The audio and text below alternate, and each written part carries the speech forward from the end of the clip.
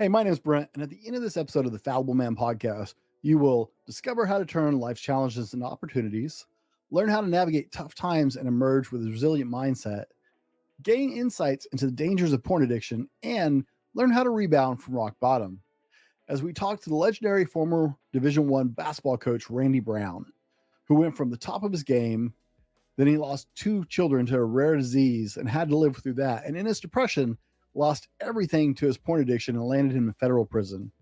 Randy now coaches pro athletes, NBA, and Division One coaches, and speaks with people about recovering from rock bottom.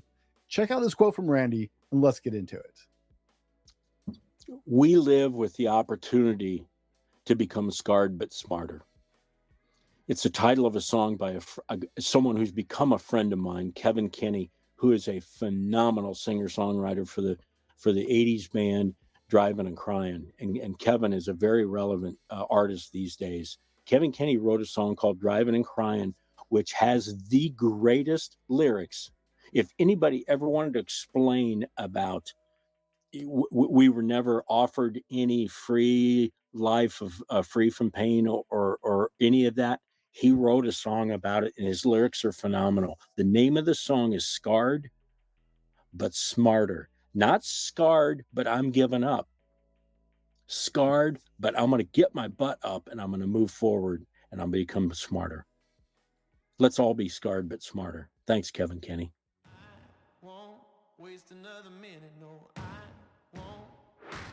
Here's the $1 million question.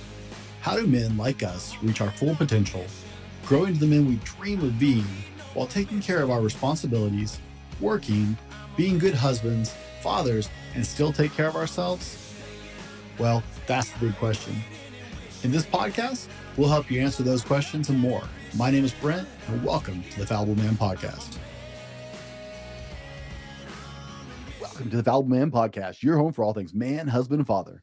Big shout out to Fallible Nation. That's our private community. There's more about that down in the description. And a warm welcome to our first-time listeners. Hey, I know there's a lot of noise out there, so thanks for checking us out. We really do appreciate it. Be sure and reach out to me at the Fallible Man on pretty much any social media platform, and let me know what you thought of the show. I'd love to hear your opinion on it. It always helps me make a better show for you guys. And if you really enjoyed it, be sure and leave us a review on Apple Podcasts. That always helps us reach more people. My name is Brent, and today my special guest is coach, speaker, and author Randy Brown. Randy, welcome to the Fallible Man Podcast. Brent, thank you for having me. This is a great way to start our day here early in the day, and I love what you're doing, and to be a part of it here this morning is a tremendous honor. Well, thank you, Randy, for those kind words. Now, Randy, we start out pretty light here. How's your trivia knowledge, pop culture?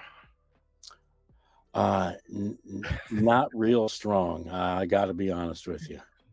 Fair enough. There is no wrong answer in this first segment of the show. You're doing good. Well, here we go, guys. Here's the trivia question of the show. What Game of Thrones character is known as the Young Wolf? Is it Robb Stark, Arya Stark, Sansa Stark, Jon Snow, or Bran Stark? Oh my gosh.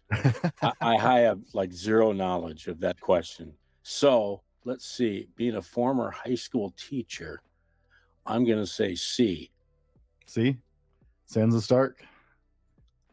All right, guys. You know the rules. Play along. Don't cheat. Don't jump forward. I know some of you are Game of Thrones enthusiasts. And for God's sake, if you're driving, please do not write down your answer. Just stick it in your head till we get done to that part of the show. Now, Randy, I'm not big into introductions because no one actually gives a crap about accolades. It's unfortunately overplayed. So just in this moment today, who is Randy Brown in your own words? Well, thanks for that question. That beats any introduction any day. I'm at a point in my life where I really feel like I've come to terms with a lot of the things that maybe I didn't understand or maybe I couldn't grasp why they were happening, or certainly the big things in your life, why those have happened. But I know today that I'm really only trying to do two things every single day. And number one is to be the best version of what I can be every day. And that's as a as a follower of Christ. That's as a friend. That's as a father of my two girls. That's as we're just really trying to come from a deep and valuable place through the people that I have relationships with in my life.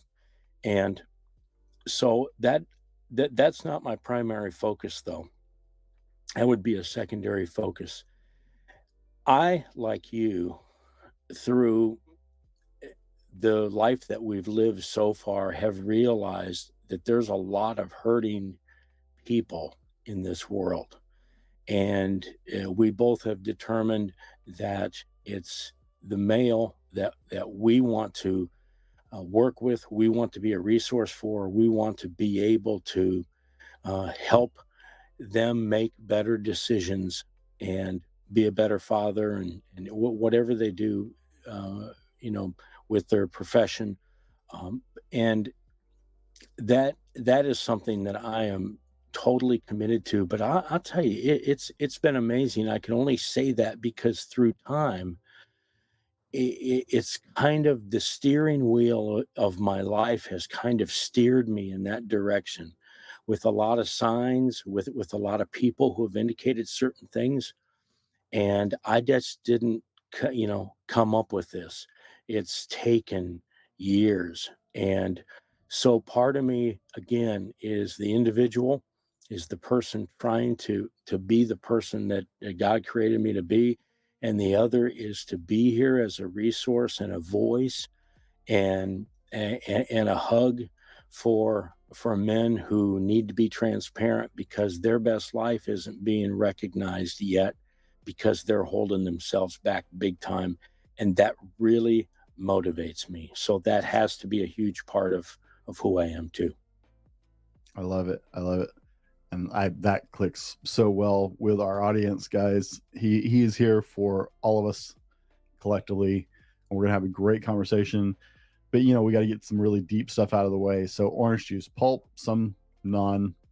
How do you take your orange juice? Well, I've had my coffee, so I'm ready to roll. No, I mean personal preference. Orange juice, pulp, no pulp, some pulp. Oh, I see. Some. Some. Okay. If you had to eat one meal for the rest of your life, what would it be? A dish of my mother's Spanish rice. Yeah, Yes, that sounds good. lifetime favorite. I live in a highly Hispanic area, so I love good Spanish rice, and Yes. it's hard to find. It's so Yeah. generic with places. Yeah.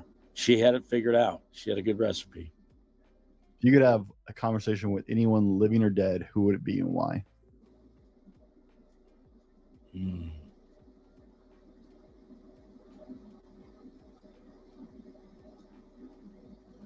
Oh my gosh, there's so many. So I'm gonna say John Wooden. John Wooden was the basketball coach at UCLA who won 10 national championships and is probably regarded as the greatest coach ever. But he always, and I've met him before, but never had a chance to talk.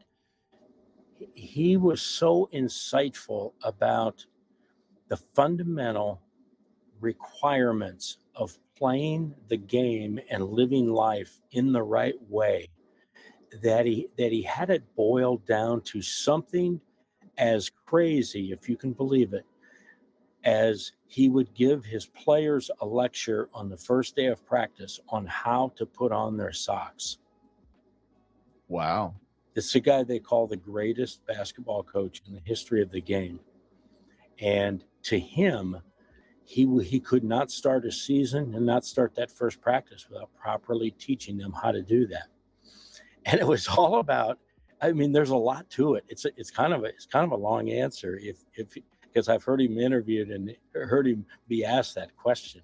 But the way he saw the game, most of us, and it's kind of like how we see life, it's a big, confusing, pressurized deal. Well, he never saw coaching like that. He never saw his life like that. First of all, he was a Christian, but he was all about breaking things down into very simplistic fashion and then explaining why that's important. Most people will watch a game or any type of competitive, whether it be a board game, you're going to have a winner and a loser, whether it be an athletic event. Most people will see it. They're just cheering for who makes the most baskets. And, they're looking at the bigger picture. And the guy was so incredible as an educator of young men that he spent time on the things that you would think that a kindergarten teacher would spend time on, which I'm sure they do. How to buckle your boots before you go out in the playground type of thing. Well, I would bet be John Wooden. And I've always had tremendous respect for him. And again, like I said, I did get a chance to meet him a couple times, but because of his record and because of what he accomplished, based on how he taught the game, is the reason I'm really attracted to that guy. And so that'll be my answer. I like it. I'm not familiar with the name. I have heard vaguely because I've heard about his speech about putting socks on. So that's interesting to put context.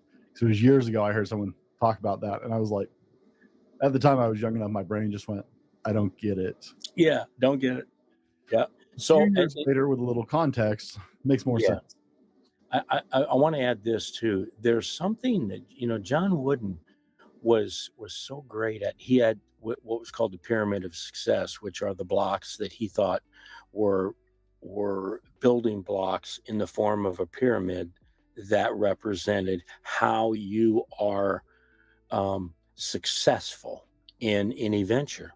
He then went on further because they said, what do you mean successful? Because that's kind of a word that everybody has a different definition for. So John, I would ask our listeners to look up John Wooden, and because I won't go into it, but this would be a great thing for them to search and find later. Search for John Wooden and his definition of success. It is phenomenal and something that I think we all need to have. The younger, the better. To try to figure out this world is to try to figure out what this word success means, because everybody uses it, but nobody really knows what it is or can define it. And if we're going to use that word and put value into that word, it would be really awesome if we had our own definition of it, because comparison is a nasty animal. Nasty. And we all get wrapped up in it. And certainly big houses, cars, and money is what most people think about, and prestige when you hear about success. But it doesn't have to be, because if you don't define it that way, but define it and then live that way. And some of the happiest people are the people that don't have much. So it's not about belongings. We know that. It's got to start from there. But anyway, John Wooden's definition is phenomenal. That's homework for today.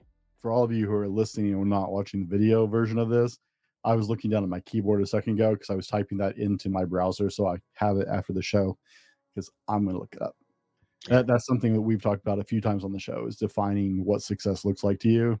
Exactly. So I would really love to get the context on the rest of that. What purchase of $100 or less have you made in the last year that's had the biggest impact on your life?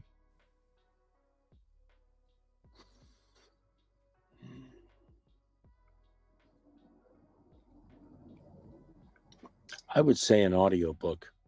Yeah? Anyone in particular? That I purchased. In fact, I just put it away. I'm in my RV. I was organizing this morning. It's on, I'm trying to think of the title, but I'm working on the topic of resilience, and really digging down deep and doing research on it. And I came upon this book, and it's phenomenal. I mean, it really shifted me.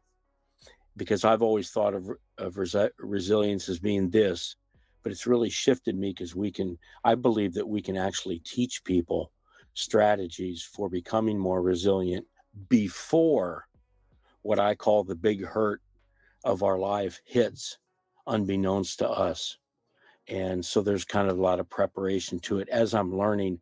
So what I did is, because I drive a lot, I went out and got several audiobooks all on the same topic because I was researching. But this one forced me to pull off the road. I mean, like on purpose, drive off the road, and sit with a couple thoughts I had from this audiobook. And I would say in the last year, I can't think of anything that's moved me like this has. It's pretty profound, and it's really guided my learning on resilience. And it's a topic that I'm going to really run with because I think it's something that can be taught, and if it can be taught, it can be learned. And then we have we have tangible steps that somebody is able to take. If we can't handle the big and small stuff in life, man, life gets really, really complicated. And it goes from stubbing your toe in the dark at night. That could be adversity. And it's how we deal with those things. And the big hurt, when the big hurt hits, that's the kind of thing, Brent, that we see people's lives changing. And you see someone going from potentially living a great life to a suicide attempt, and say, how did that happen? How did he make that shift? And sometimes the bigger the adversity, the bigger our movement, either to the positive or to the negative, becomes. And so hopefully in my work with folks through speaking and coaching, I can introduce resilience. But awesome question, because you really pushed me on that one. And that I would have to say that's what it is, because I've had a ball, like I didn't know anything about resilience at all in my research. So it's going to be a fun thing to grab and run with. And we'll see if we can get Randy to shoot me the name of that book when he finds it I later. will. I'll put it in the show notes for all you guys so you can see what we're talking about on that one.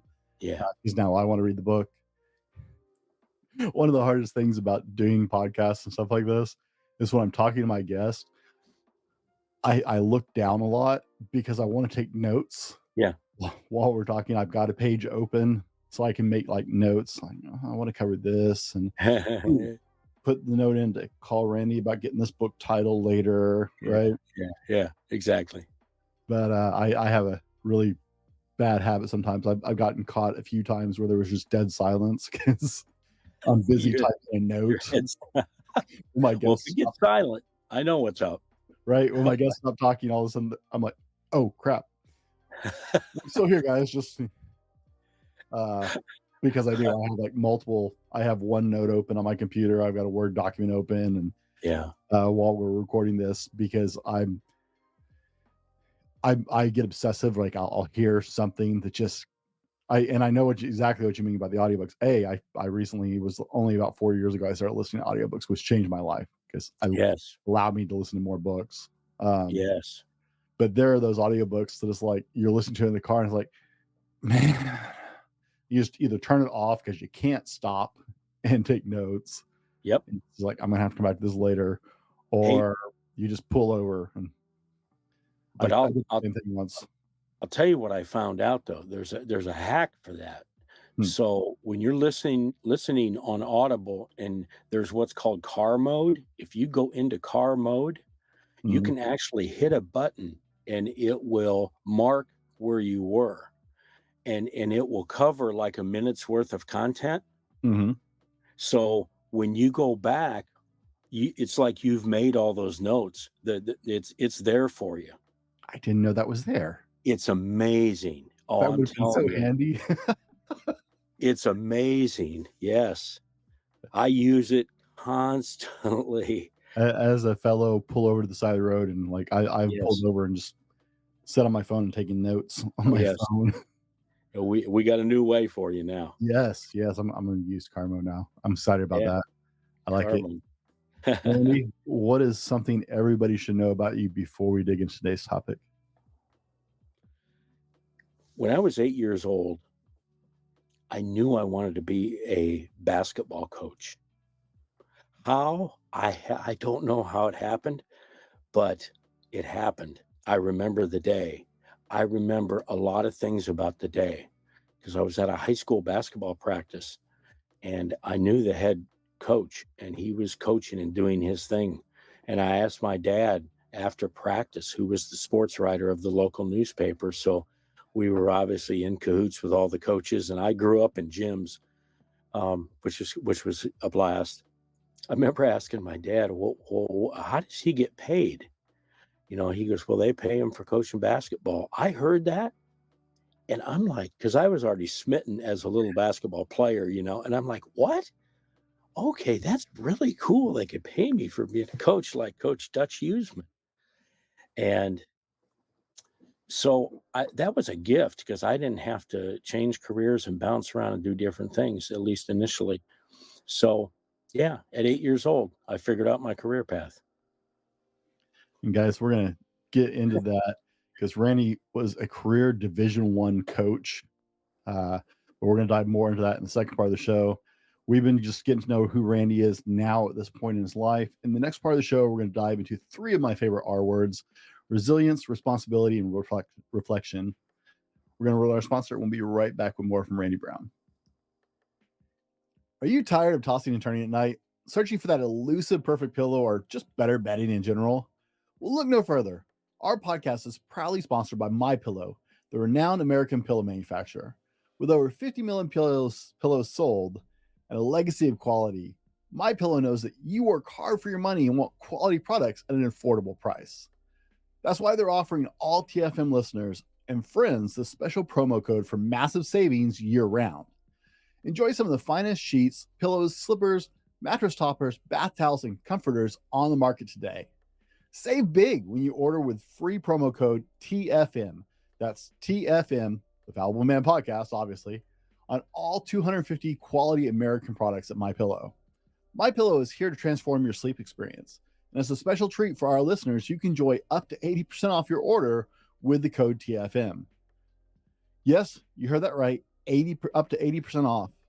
You'll not only enjoy some of the most comfortable and cozy products you've ever bought, but also support a great American company, the Fallible Man podcast, and save a ton of money doing it. It's really a triple win. So why wait? Head over to mypillow.com/TFM or call 800-796-9775.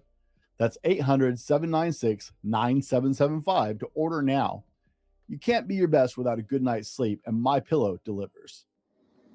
Guys, welcome back. In the first part or so, we spent some time just getting to know who Randy Brown is at this point in his life because there's a whole lot more backstory we're going to get to. In this part of the show, we're going to dive into my favorite 3 R's: resilience, responsibility, and reflection, because I was really excited, Randy, when we set this up, because these are some of my favorite things to talk about.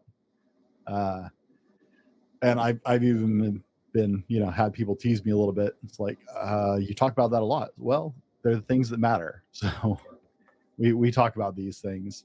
Now, guys, for point of reference, as we get going, Randy wrote a book called Rebound Forward.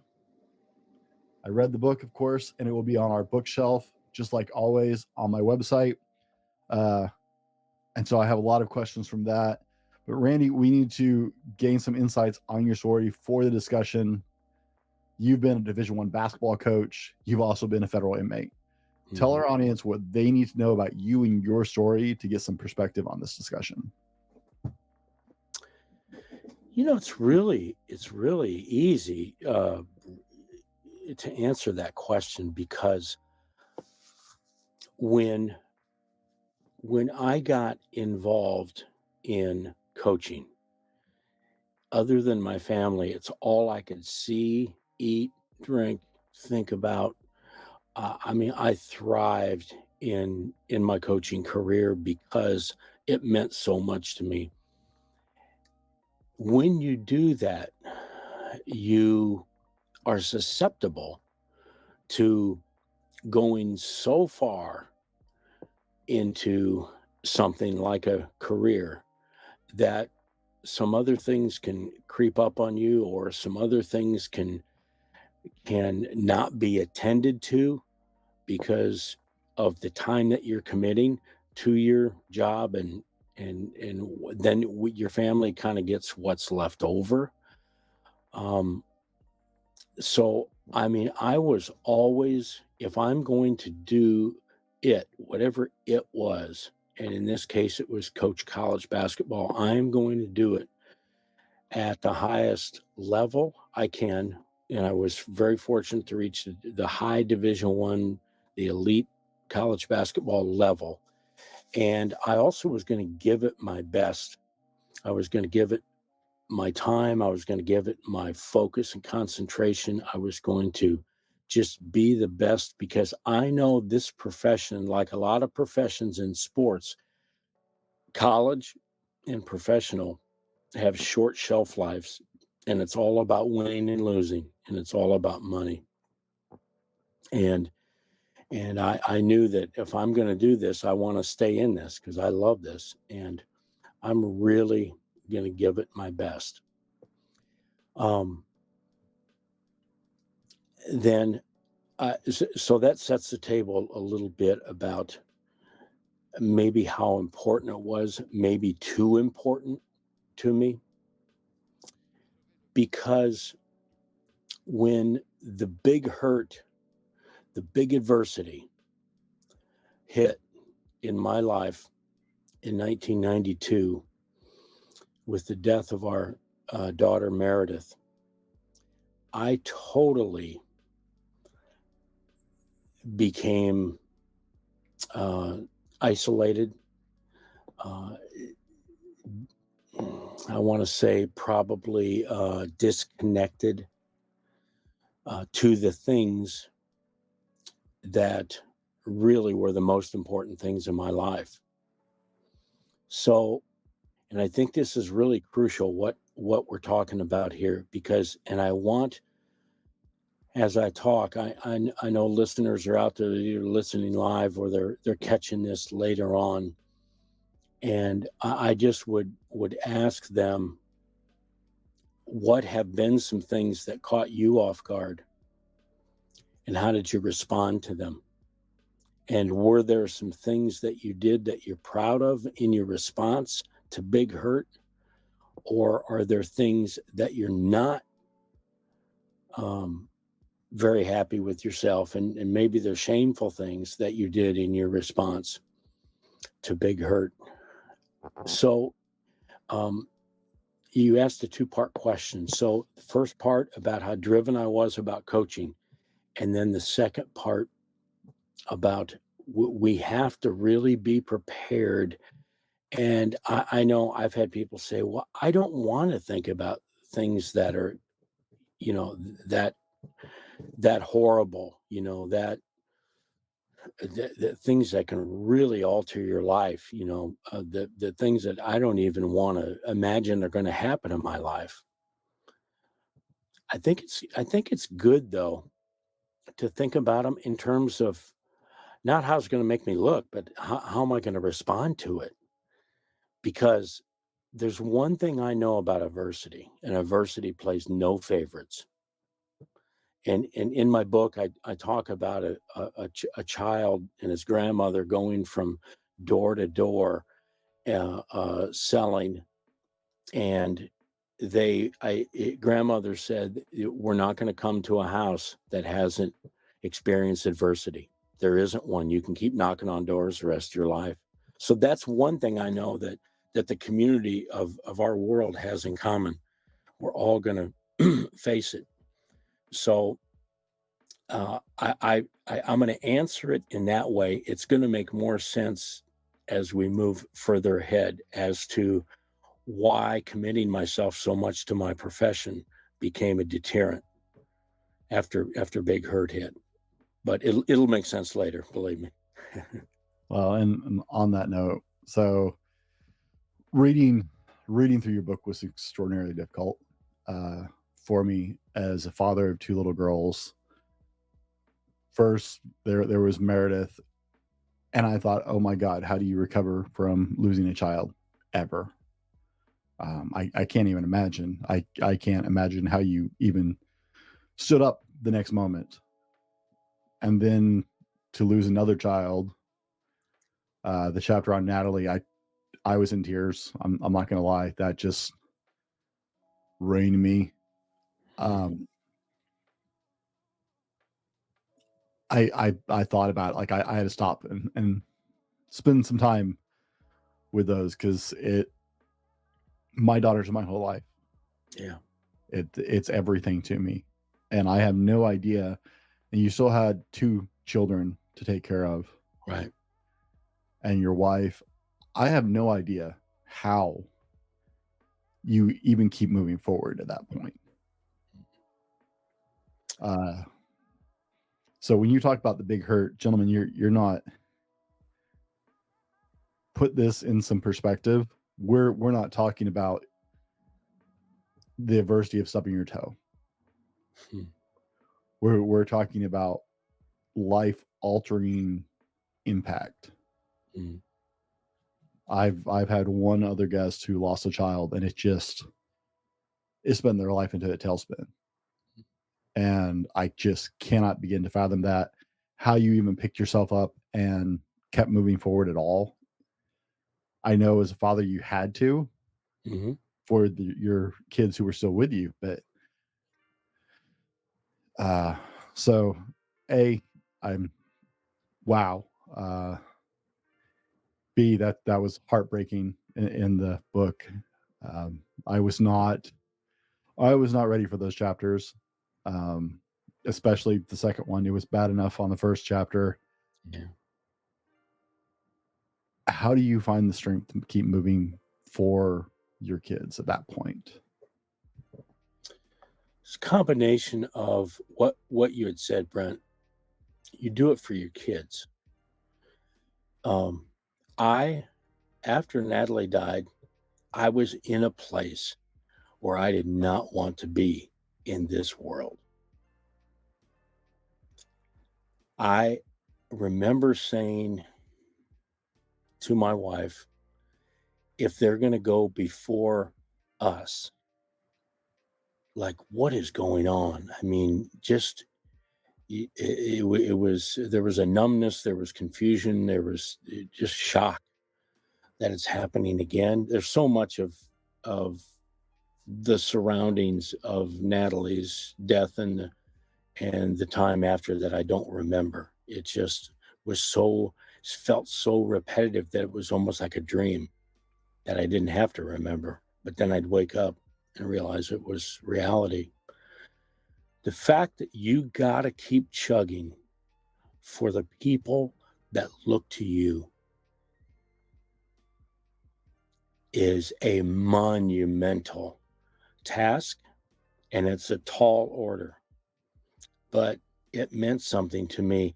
I mean, my dad told me that, my mom told me that, my in-laws, who I love to death, they both told me that. My senior pastor, who was and is a good friend of mine, David Staff, at E Free Church in Ames, Iowa, told me that. I heard that time and time again.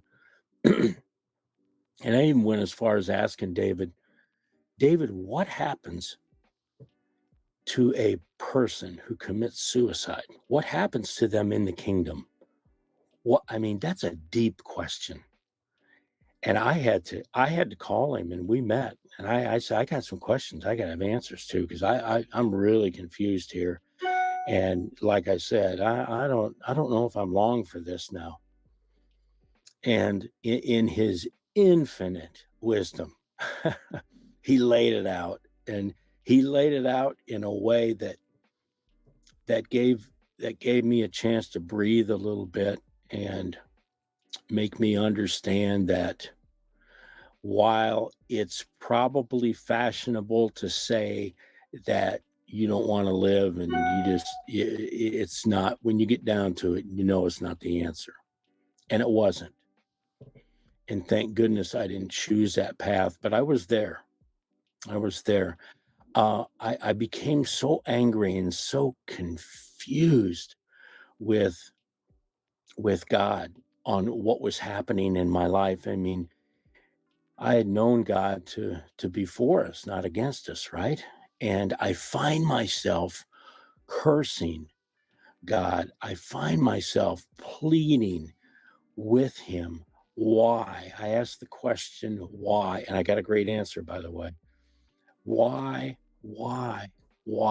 over and over and over. And that is it's something that comes naturally, but it's such a pathetic question.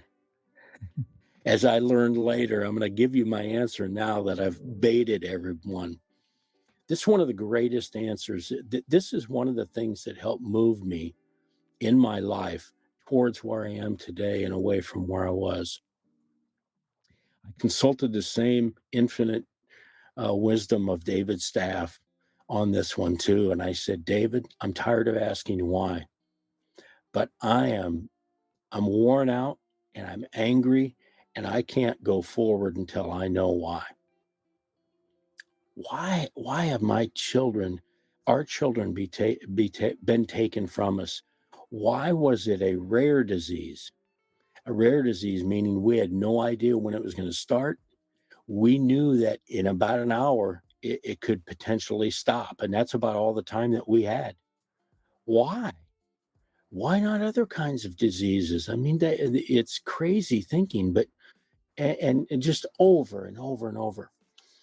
And he had one of the most profound answers I have ever heard in my life. I can't imagine anything having the ability to calm me and put me in a peaceful place and really set up the rest of my life and afterlife. When David said, you may not like this answer, but reality is that we were not created to know why. You know what I said? Why? You chose words. Why? He said, you can't say that anymore. It's a question within a question I can't answer. No, he said that we weren't created to know all the things that go on during our physicalness here during life on earth. And that we have to step back and accept the fact that our maker knows, but he didn't make us privy to knowing all the answers. He said, but you will know why eventually. You will see your girls. You will see your girls again. And you will know why. I talk in my book about the quilt and the front of the quilt and the back of the quilt. And at that time, my life looked like the back of the quilt. But what David was saying was there's going to be a time in my life after this life has passed and we're in the afterlife in heaven, that we're going to be able to see the other side of the quilt. And that's the beautiful quilt that God is making for everybody. We don't know it because we see the wrong side. And David was just explaining that he said, I'm going to beg you to every time you are motivated to ask why, just stop and take a breath. And I want you to just think about the summation of what we've just talked about here, about asking that question. And man, you could feel the weight come off me like it was awesome. And in that moment, there was this feeling, this manifestation of this weight being gone, that I didn't have to harbor that question and the responsibility for answering that he had done that for me. And then I was going to get the answer and I was going to see my girls. And that really helped me set the stage for what I call, and I love the word perspective. that became a huge cog in the wheel of my definition of perspective and what it is. And I think perspective is a huge part of getting through big hurt and adversity. But it's a really long-winded answer, but a monumental friend for me in my life, and a monumental answer, and it meant everything. Because without that, I would still be asking it and being tormented by it every single day. And that's not a good place to be. Life-changing questions seldom have short answers. So that's, man, I would be in trouble because my favorite question ever is why. I'm notoriously obnoxious about the whys. Yes. Now, if that wasn't enough, that was the beginning, right? Now, a lot of people choose different vices, and we've talked about this on the show many times in the past. It starts with a click, and you think you're hurting nobody, right? There are a lot of men who do not believe pornography is dangerous. Some men choose to self-medicate the pain with alcohol, some with drugs, some with porn, some with other addictions. But you never know it's happening. And so with all this going on, you were looking for an outlet and fell down the path of pornography, which, like I said, a lot of people think doesn't hurt. If you guys don't believe it hurts, this will tell you, and you can go back. I did a 2-part conversation with a child sex trafficking group that gets kids out of child sex trafficking. There's no such thing as an innocent crime or an innocent click at this point. None. And ended up in federal prison for 2 years, right? Which eventually ended your marriage. You got kicked in the teeth over and over.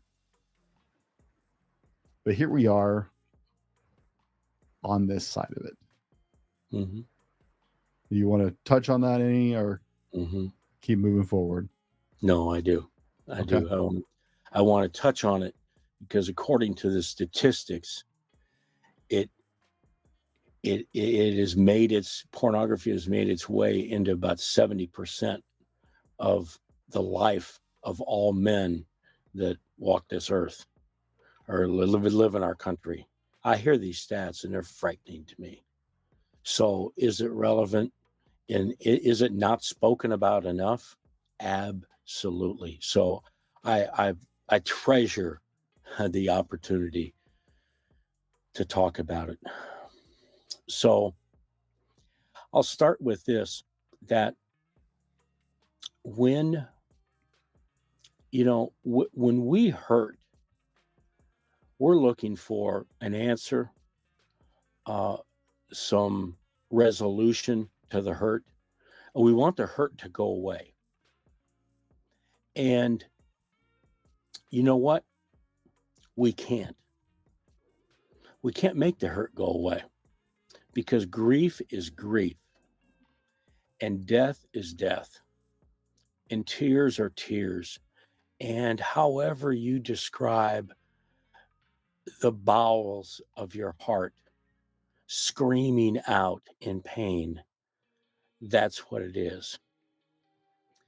And I had a choice. And life is a choice. Life is a series of choices. It's all it is. It's not about what happens in life. It's about how we choose to navigate where it is we find ourselves in adversity. And I had 2 choices. My choice to the left was join my wife in working through the grief of losing our first and then our second child. And actually our second oldest, Claire, was hospitalized 3 times and was on her deathbed and barely made it. And so that's in there too. I had a choice to join my wife and as a couple go through and grieve properly, as I call it. And there are 6 stages of grief. As you read about grief, there are typically 6 stages that you go through. And I could have chose that.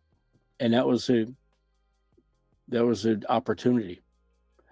And I decided not to. And the choices we make have everything to do with the consequences that could be ahead of us down the road. And it was for me. What I thought was, I want to get rid of the hurt. I don't want to think about this. I don't want to sit and be in this, just in a pool of tears and snot running down my nose and not knowing, forgetting what day or what month it is, and just go into this oblivion of pain through grief. And I thought, if I could just soothe, if I could just find something that would help me feel better in the interim, it could be could have a short window to it, or it could be a long-lasting relief from this pain. I think that I like that better. I like that choice better. And at the time, Brent, it was my work that provided me, that was my first wave of relief that I chose. And in college basketball, if you're doing it right, you're working 70 to 80 hours a week.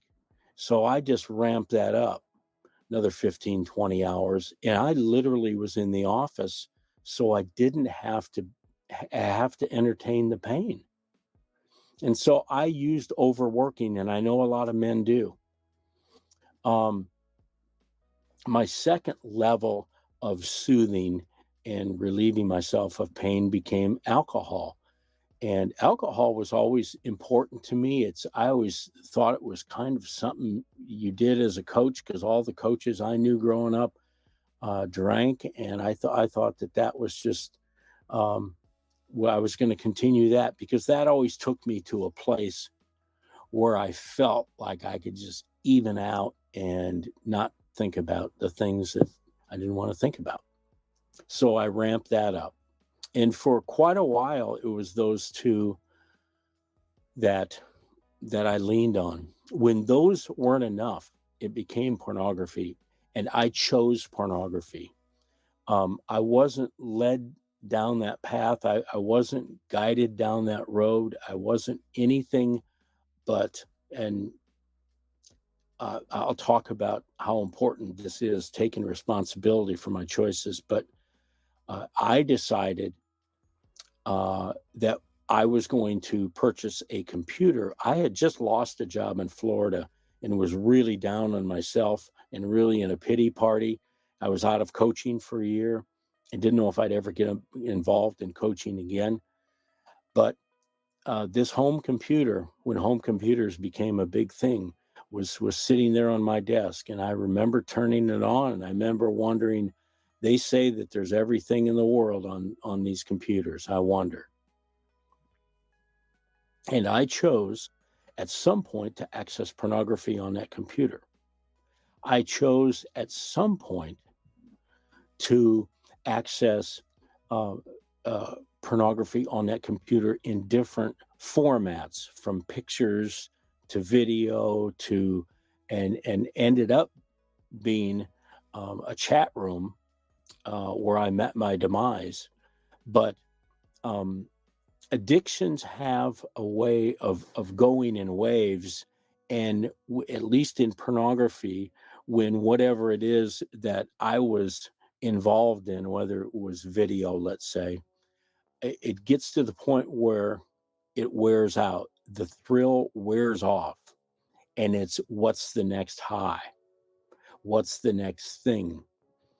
And I don't like to compare alcohol with pornography. I don't like to compare drugs with pornography. I'll just stick to the way I saw it with pornography. But I got to the point where it wore off. And I knew this, though, and I know there are a lot of people are going to resonate with the next thing I'm going to say. I knew that pornography was wrong inherently and morally. I knew that I was totally betraying my wife and my marriage by accessing pornography. And I knew there was everything wrong with it and nothing right with it, except for internally me feeling like I got a little bit of a respite from the pain. And to me, that was worth it at the time. But on this leveling up with pornography, it took me to a place where I guess I had always been in my head. You know, that they say there's the pornography of your mind, and then there's actual pornography. Well, the pornography in my mind are all the things that I had wondered about from a youth, from the first time I saw that Bic butane lighter on the grade school playground. That's the first time that I saw the naked form of a female, and that shaped to me, and that is ingrained in my mind. It shaped to me what that looked like. And since I saw it and I liked it and I thought it was pretty cool, then I always thought it was pretty cool. Well, we're years down the road now. I'm in my early 40s. I'm not in third grade anymore. But isn't it amazing how that fascination is still there? And it was a chat room one night that I decided to get into. And for the folks that don't know, all a chat room is a group of people decide to under a topic or a title or a different fascination, if you would. You enter a room with other people and you have a conversation by typing words onto a page. That's literally what it is. And how I found that so alluring and arousing and drew me to it so much after all the pornography I'd seen in this journey of mine, I don't know how. You'd think that would be one of the first levels. For me, that was the last level. Thank goodness, because obviously a person-to-person contact would be the last level to me. And I was never in that place. Thank goodness I can say that. But this would have been probably the level before it. But you type in things to other people. Well, what I'm typing in are the things that had always been in this mental pornography place in my mind that I'd always wondered about or always wanted to say or always thought about. And I'm typing away. And it was very sexually charged. What I didn't know that night was there was someone in that room who was acting or was purporting to be, at least in the chat room, because you can choose to be who you want, gender, age, and it was purporting to be a teenage female, and so was involved in the conversation I was having. And after the chat room ended, this person, who happened to be 43 years old and was a male, I found out later, called the Exploited Children's Hotline and turned me in and shared with them information on the chat that we just had. So I'm here to tell you, guys, that what you think is a harmless picture, a harmless download, in my case, images that I received via email, videos, and all the other ways, shapes, and forms of pornography, including chat rooms, aren't that big of a deal. You have absolutely deceived yourself. The mind is so powerful. And Brent, I had deceived myself because I had created a world in my mind that made all of this okay. And when you make things okay by saying, I deserve pornography, men look at pornography, right? You and I could sit here and probably come up with 1,000 reasons right now why it's okay. And when it's only you, you can create that kind of self-deception. The power of more than me is the power of going in the right direction and not continuing in the wrong direction. So I was living a secret life, and it lasted 6.5 years with pornography, and not one human being on this earth knew about it beyond me. Now, my maker knew, and I thought I was tricky and was just going to slide him into this little box so that he wouldn't see me and didn't know that this was going on in my life. Yeah, I'm real tricky. Tricky enough to be in a 9 by 12 foot cell for 2 years, right? That's how tricky I was. But it is so, it's so scary how we just can incrementally get involved in pornography to the point where we're going to build ourselves a house, and it's our house, and nobody's going to know what goes on inside that house. And I say, when I speak on the topic of pornography, and I'm glad I thought of this because I always want to get this out. There's 3 A's that have to do with pornography, and that's why it is so pervasive and so destroying so many families and marriages today. It has become acceptable. Pornography, from television to billboards to what's on our cell phone, has become acceptable. The way people talk, sexual innuendos, it has. It didn't used to be. I grew up in the days of Leave It to Beaver, okay, in Gilligan's Island. We didn't know that. We didn't live like that. Our world wasn't like that. But it's become acceptable, okay? It has become incredibly available.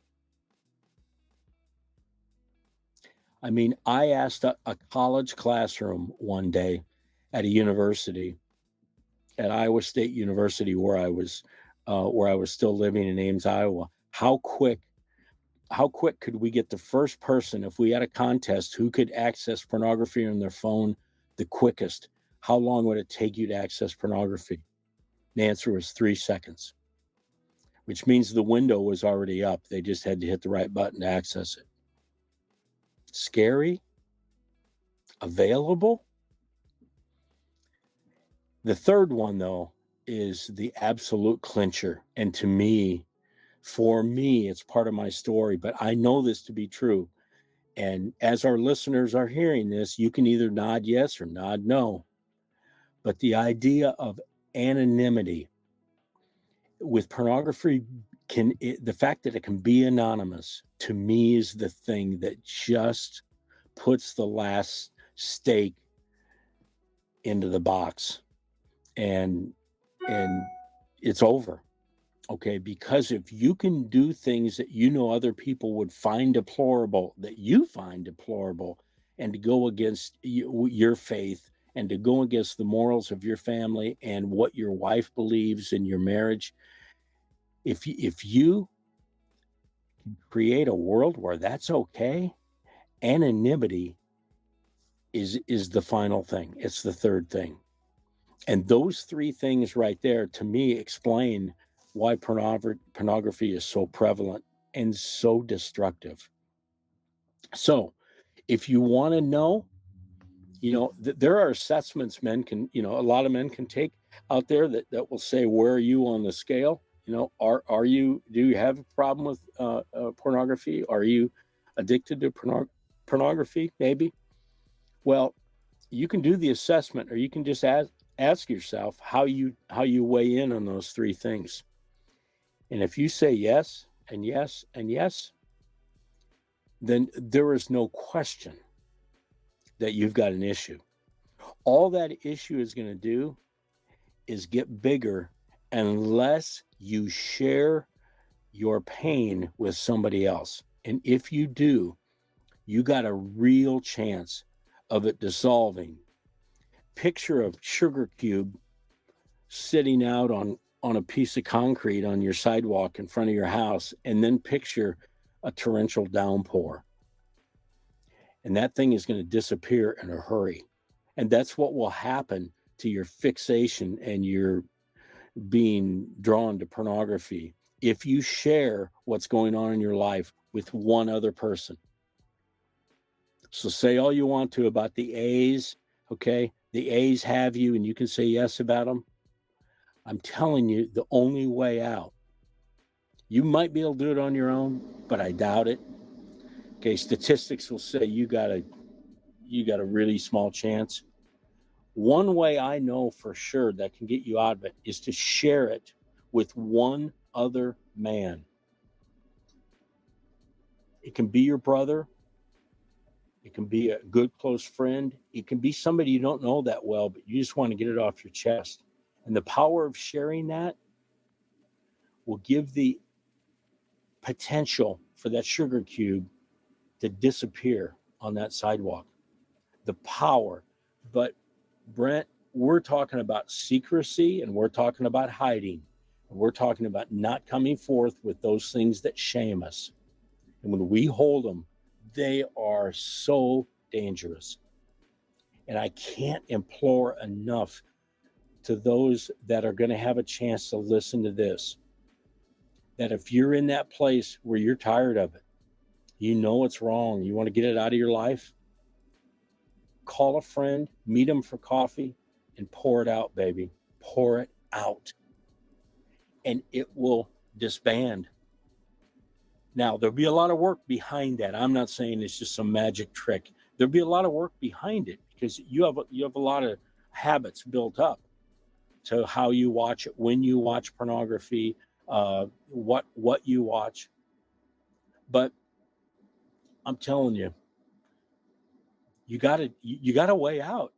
You do, and it's beautiful. And I've seen it work 1,000 times, and it worked for me.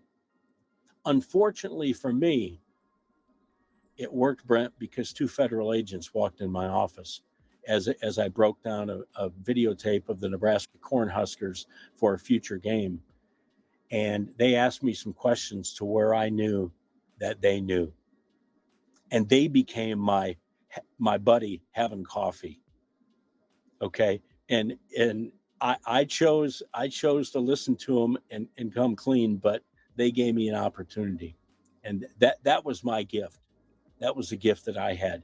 But I guess the gift that our listeners have is you. You're the real gift because you have sat there 250 sometimes and talked about issues that men can get help with and how to get help for all kinds of different things. And today we're just talking about how they can do it with pornography and alcohol and other things. But a secret life is no fun. It's fun for a while, but no, it's no good. Randy, one of the reasons we're having this conversation today is when you and I first made contact and started talking about doing the show and reading your book, one of the things that was just overwhelmingly present throughout your book, throughout the work you're doing now, is you took responsibility for your life, for your choices, things that were even seemingly outside of your control.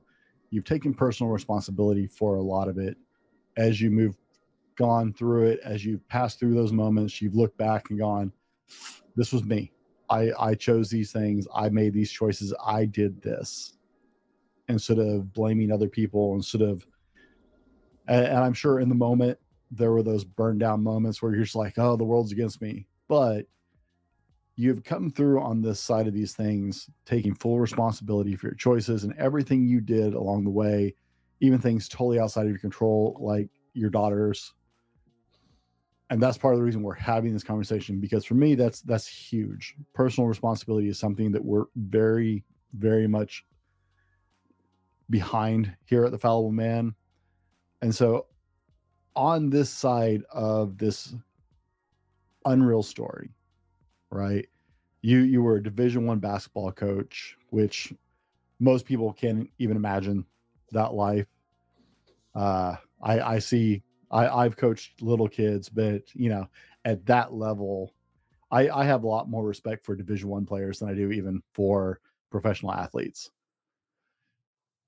You've coached, you've been through these things with your family, with your choices. On this side of the story, what's the biggest takeaway you've had before we roll to our next break? Oh my gosh.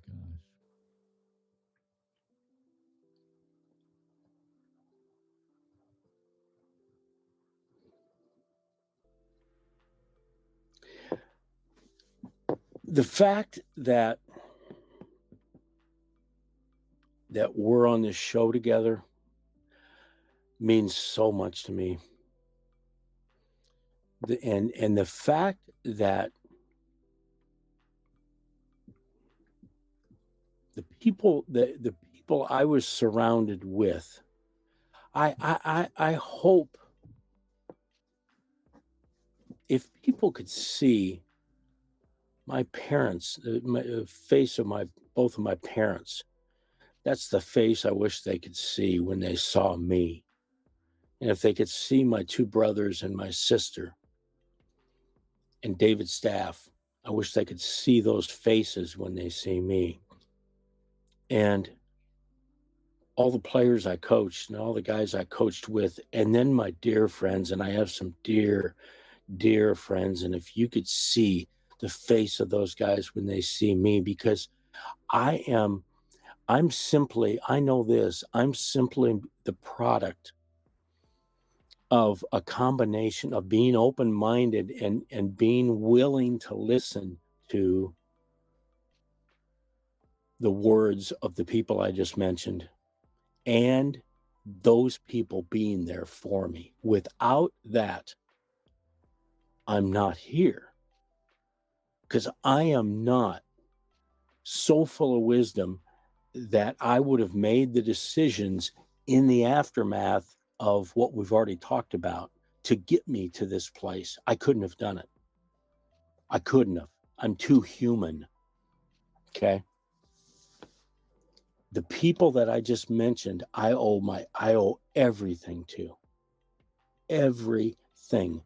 Because they had, and especially in the aftermath, that they had it in their heart to gauge the value and the price of our relationship, to be worthy enough to come to this guy's rescue, to say, we don't condone what you did, certainly, and I wouldn't expect you to do it with me, but man, you this is a part of the show where I can really get emotional, because I remember these guys, from my brother to my parents to my deep friends.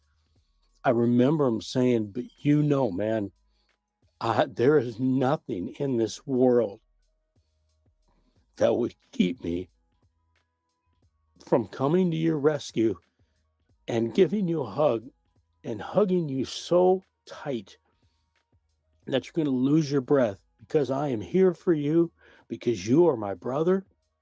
And no matter what happens, I'm going to be here for you.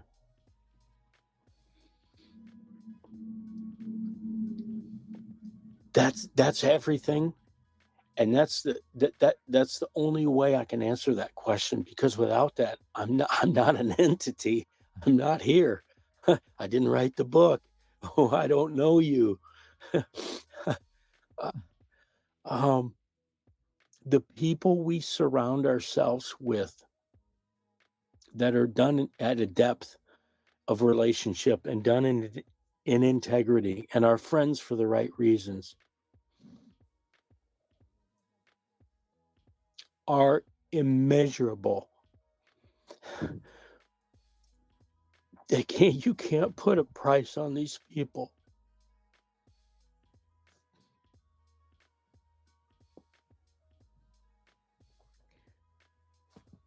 And for them just to be there, whether I saw them or not that day, there's some tough days in prison, man. It's a bad place. It's a negative, bad place. And there's some bad days, man. And I would think of these guys' faces and just start laughing because I knew we were going to have our time. And I knew my mom wrote me every day. And my pastor wrote me every day for 635 days. Who does that? Who can do that? Who wants to do that? So I would, to answer your question, that's what got me. That's what ushered in the guy that you're seeing right now, because without them, I know I was not strong enough and I wasn't built in a way where I could have done it on my own. And then I'll say this, but there are people hearing my voice right now who are living on their own, who maybe haven't got caught yet, maybe haven't been embarrassed yet, maybe haven't lost that job because they're showing up drunk at work. But this is a forewarning. These tears are real, and this is a forewarning that if you try to do it on your own, you're not strong enough. I'm just telling you, you're not. And you're one conversation and one cup of coffee away from erasing the chances of any of this happening. I already went to prison. I did the time for you. You know, I have. And I don't want you to do it. Transfer your pain to me. That's why I do what I do, because I have an opportunity to. So, short answer, people in your life. Guys, we've been discussing resilience, responsibility, reflection. In this next part of the show, we're going to dive into picking yourself up after you fall down. We're going to roll our sponsor, and we'll be right back with more from Randy Brown. Struggling to catch quality Z's at night? It's time to change that narrative. Sleep isn't just a luxury. It's the crucial component for your overall well-being. From managing your weight to boosting muscle growth, reducing stress, and even enhancing your daily performance, sleep plays a vital role. Are you ready to level up your sleep game, get a better night's sleep overall? Then look no further than ghostbed.com. Join me in experiencing the difference with GhostBed. It's been a game changer for my sleep routine over the years. That's why here at the Fallible Man podcast, we're honored to partner with our sponsor, ghostbed.com, to bring you this discount. So head to ghostbed.com, unlock a sweet 30% discount on your order using the code FALLIBLE. Don't wait any longer to upgrade your sleep quality. Let's make tonight the start of a better sleep and a better days ahead. Now, let's dive back into the show. Guys, welcome back. In the last part of the show, we discussed resilience, responsibility, and reflection. In this part of the show, we're going to talk about picking yourself up after you fall down. Now, if you've been around the show for any time, you might understand I'm a Batman guy. And one of my favorite things ever from the newer Batman movies was there's a line that says, when Alfred looks at Bruce Wayne and goes, "Why do we fall down, Master Bruce? We fall down so we can learn to pick ourselves up." That line from Batman Begins encapsulates a profound truth. Falling down is part of life. It's inevitable. But it's a process of getting back up that we discover our strength, resilience, and capacity for growth. Every setback offers an opportunity to learn, to become wiser, and to become stronger. It's through facing challenges and overcoming obstacles that we truly become our best selves. Now, Randy has shared part of his story, and you guys, like I said, the book will be on my bookshelf on the website, as well as I'm sure on Amazon or anywhere else, and we'll have links for it down below. Randy's been through the big hurt, as you use the term. Randy has been through some hard times. He's watched his life get destroyed by his choices, and now he's on this side of it. And in this next few moments, Randy, if you would help us, how do we start to pick ourselves up? Because this is the question that really matters, because we're all going to fall down at some point. Mm-hmm. And it may be a big fall down, it might be a small fall down, but being able to get back up, that takes effort, and it's not always an easy path. So how do we start to pick ourselves back up from these hard things? When I was in prison, I adopted the word perspective. Perspective is a word that was in the dictionary at the time, and I knew it was just a word in the English language, and I didn't know of the gravity that it had. And it would keep popping up, whether it be my devotions in the morning, or I'd be reading A Purpose-Driven Life, or I'd be reading some book, some biography, whatever. And I kept seeing this word.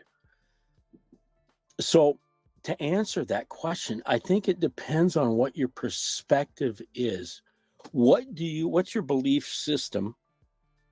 What do you really believe is true? Okay, I want you to think about, and I know we've all seen this. It's the little baby that's in with mom or dad into the doctor's office, and they've got to get their series of shots. And this child might be 6 months old, might be a year old. And the parent holds the child, and the doctor comes in with a needle that's too long and is giving the baby these shots. I want you to think about the face of this child, the sheer terror on the face. And they're looking at their parent as this pain is being inflicted. And their parent is like, it'll be okay. It's okay. We have to have these shots. It's going to help you. These shots are going to help. You're going to be glad you got these shots. So from a perspective standpoint, let's take that little example and the confusion in that child's face, and let's advance it in your life to a time when you had some serious pain and you were looking at, and it might have been somebody, your spouse might have inflicted that pain by something or decision they made. And you're looking at them with tremendous pain, wondering, why did you do this? What is the deal?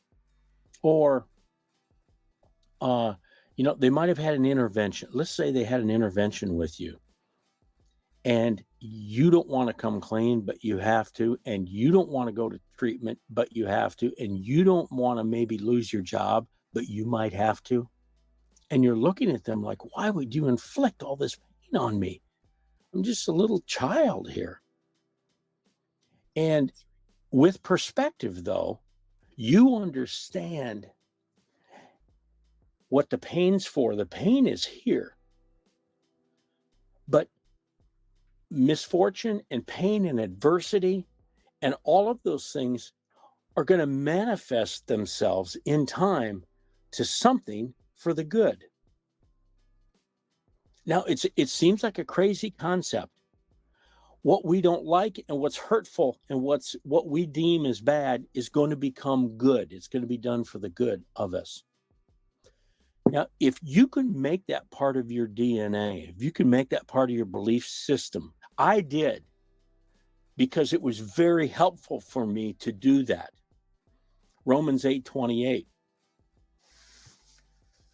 Look up Romans 8:28 and read it. And I used to read it, and it said, for all these things are being done for the good of those who trust the Lord. I say, well, I trust the Lord, but he's making some mistakes because he doesn't know what he's doing. And the idea is he does know what he's doing. So I think it starts with getting up, starts with perspective, because if we don't have a perspective and we get knocked down, and Brent, it is so common for couples to split, and it is so tough. It is so common for people to turn to addiction and turn to negative behaviors and make poor choices in adversity, because it hurts so darn much. But as we have that feeling to do that, we have to know that it's worth it to get us to the point, to get us to the other side. Okay. I hope that, and I know that what you and I have our eyes on doing today and doing tomorrow and doing down the road with other men explains to me what the pain was for. And it's like the little baby getting the shot. And they're being told it's okay. I remember my mom and dad, I felt like I was a child. when you lose your child and they've lost their grandchild, and I'm in my mother's clutches and I'm about ready to pass out. And she's explaining to me that God has a plan, and you're looking at the wrong side of the quilt, she would say. Look at the good side of the quilt.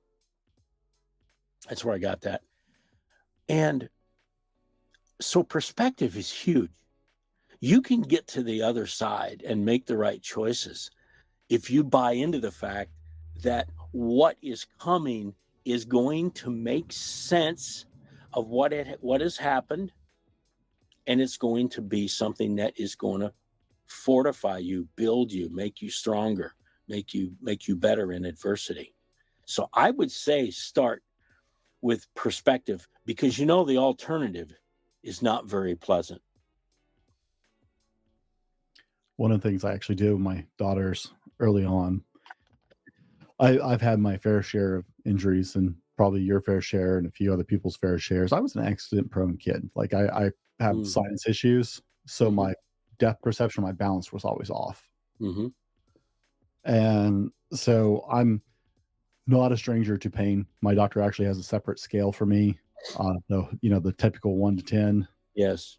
In my file, there's the adaptation for the nurses of my pain scale versus normal pain scale. And so when I had to start taking my kids, like the first time I remember taking my oldest daughter for her shots, I had already sat with her through, and I'm a big guy, put one hand on her arms and she couldn't go anywhere. Yes. Right? Yes. But I was down close to her head and I taught her to breathe with me through the pain. And I kept talking, but it was breathe with me. Breathe in, slow, breathe with me through the pain, through the moment. Yes. I'm going to last for a minute, right? But I started teaching my children early on to breathe through the pain, through the adversity, slow everything down to gain perspective on the moment. Yep. And just keep going through it, because sometimes all you can do is move through the pain and let it teach you. And that's something that I've just reinforced with them, right? Anytime we run into fears, anytime we run into hurts, it's funny. I used to laugh at people who did breath work, but I've been teaching my children breathing exercises since they were little. That's great. We breathe through the pain together and process the moment so we can get our mind in the right place to process what's actually happening instead of having a emotional reaction to the moment. It's let's hone ourselves down, breathe through it, gain perspective, gain clarity, so we know how to respond. Yes. So it was a very vivid illustration. Sorry, that may be entirely off topic. It was just a very vivid illustration. Not at all. Because that's the way I've been trying to teach them to process things their whole lives. Is we have to get our head in the right space to process any information. We can't do that when we're reacting to the moment. Yep. Whether that's the stimulus is pain or adversity, if we're caught in the reaction, we're in trouble already. Yep. We got to slow it down and get back to that place where our mind has clarity and can actually process information, because your brain shuts down. Yep. Right. We hit that fight or flight or freeze mode and our brain shuts down and we're out of processing. Yes, it does. Yeah. All of us are going to face something going forward. And guys, if you're listening, I really hope that you are taking this to heart and you haven't hit that big hurt yet. I will say life is not nice, and it may be, God, I hope is a different form than you losing a child or going to prison. But there's going to be a time when you hit a big hurt in life. You've already said your circle is really important. Your community, however you want to phrase that, your tribe, your community, your circle. Men's channels, I hear it used a lot of different ways, but it's all the same thing, right? That circle. Yes. You and I were talking earlier last night. I was gaming with my gaming friends. we were playing board games at their house, right? Those Yes. guys are part of my circle because they're a Yes. positive influence on me. Is part of the reason I game with them. Is the men in that circle, I respect them, and just by being in my life, they elevate me. Yes. We know we start there, right? That's going to be very important to us. How do we start to circumvent? You said sharing with somebody. How do we just keep moving forward when that comes? Because you've seen incredible opportunities with your life as well, Mm-hmm. and you took steps to get there. How do we keep moving forward in those times? We've got our community. We're starting to get some perspective. What's the next step to moving forward after we get our head right? I want to add one thing to perspective, and that's this. Because I don't believe in the word fair. That's just a belief I have. That's a personal statement I've made. I don't believe in fair. Fair is where they judge pigs. Okay? Because life is not supposed to be air and uncomfortable and pain-free. It wasn't designed that way. It's supposed to be hard. So part of our perspective needs to be when something like this hits, big hit, medium hit, small hit or her small hurt, okay, that we say, oh yeah, I'm not exempt. Who am I? Who was I to think that nothing was going to happen in my family or it happened to me? We have to think that way because, Brent, here's the deal. We get knocked down. It's really, if we're in a laid down on our back, just spread out on the concrete, we're in a prone position. It's hard to get up by ourselves if we don't want to get up, and we're suffering excruciating pain. And getting up is the first thing we have to do before we start heading in the right direction. We can't just pop up and say, oh, new life. Yeah, we kick that in the butt. We're going to, no. I mean, it kind of comes slower than that. But I came up, my book's called Rebound Forward. It's not about rebound like a basketball rebound. It's rebound forward. Rebound is getting up after getting knocked down. And then there is a decision. So number one is perspective. What's our perspective? Number two, then the second part of that is, okay, now that I'm standing up, what am I going to do?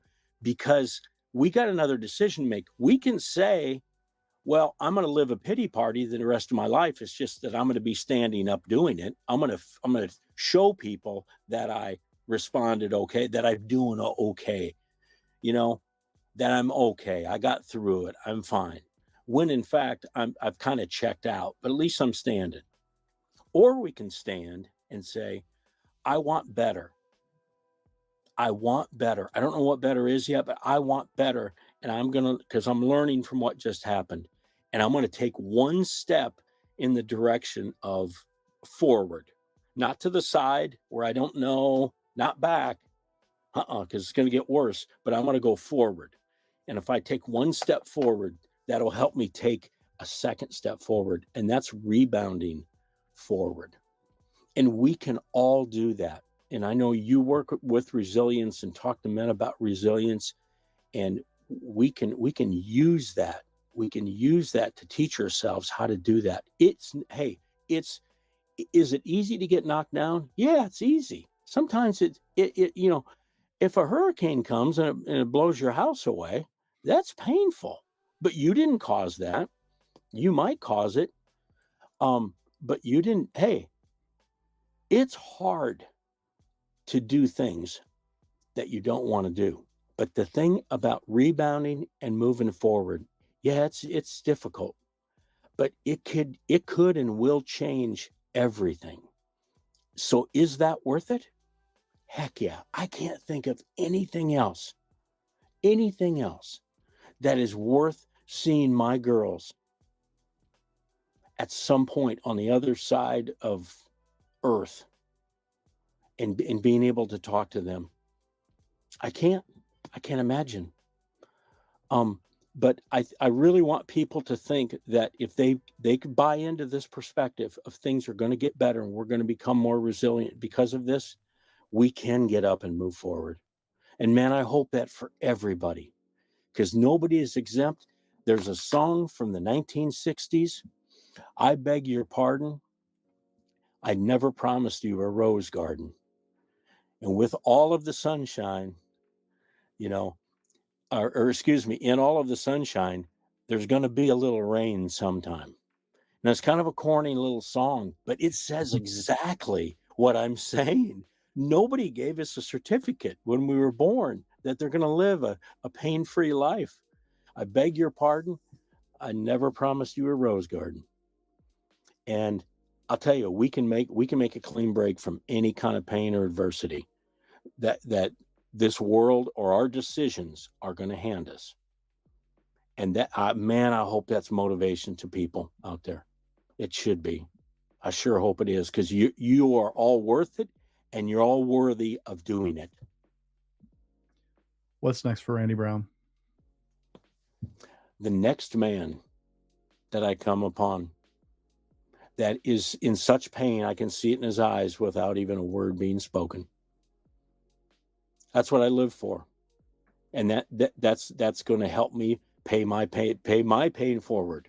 That's what I want to do. Coach, where's the best place for people to find you, connect with you? On my website, probably, and that's coachrb.com. My initials RB. There it is right there up on the screen. I also will give you my email address, and that is rb@rbspeaks.com. I know it's a lot of RBs, but rb@rbspeaks.com. I take pride in returning any inquiry, any question, even things I don't believe in or agree with. I'm going to get back to you. And if you would like to email me or get my phone number through my website, that's great. Send me a text, and I would love to send you a text back, or create a phone call that we can have, because I'm here for anybody that wants to reach out. And sometimes it's good, Brent, to reach out to somebody we don't know, because we don't have all of that fear of being judged and things. It might be somebody in our community that we don't want to know that we're involved in certain things. Maybe a lot of times, because I hear a lot from people who don't, this is the first time that they've reached out, and I'm like, I'm so glad you did. I'm your brother and I'm going to help you. So, and I know you know that. Guys, I know all of you have been dying to learn about the Stark Game of Thrones trivia, who the young wolf was. No one actually cares, but the answer is Robb Stark. You chose Sansa, who was the older of the sisters. I was a Game of Thrones fan. But the answer is Robb Stark. If anybody actually gives a crap about that, I don't think you do, especially not if you stayed this long, but it makes it entertaining. Randy, wrap us out. If our listeners heard nothing else today, what is the one thing you want to leave them with? We live with the opportunity to become scarred but smarter. It's the title of a song by someone who's become a friend of mine, Kevin Kenny, who is a phenomenal singer-songwriter for the 80s band Driving and Crying. And Kevin is a very relevant artist these days. Kevin Kenny wrote a song called Driving and Crying, which has the greatest lyrics. If anybody ever wanted to explain about, we were never offered any free life of free from pain or any of that, he wrote a song about it, and his lyrics are phenomenal. The name of the song is Scarred but Smarter. Not scarred, but I'm giving up. Scarred, but I'm going to get my butt up and I'm going to move forward and I'm going to become smarter. Let's all be scarred but smarter. Thanks, Kevin Kenny. Guys, on behalf of Randy and myself and all of us here at The Fallible Man, thanks for hanging out with us today. Be better tomorrow because of what you do today. We'll see you on the next one. This has been the Fallible Man Podcast, your home for everything man, husband, and father. Be sure to subscribe so you don't miss a show. head over to www.thefallibleman.com for more content and get your own Fallible Man gear.